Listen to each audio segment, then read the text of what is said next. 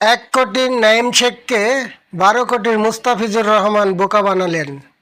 আসলে নাইম শেখ ভালোই ব্যাট করছিলেন অন্যান্য বোলারের বিরুদ্ধে, কিন্তু মুস্তাফিজুর রহমান যখন বোলিংয়ে আসে তখনই তার দৃশ্যপট চেঞ্জ হয়ে যায়। নাইম শেখের মাথায় খেলছিল হয়তোবা বাউন্ডারি, কিন্তু মুস্তাফিজুরের স্লোয়ার এবং বাউন্সারের কাছে সে হেরে যায়।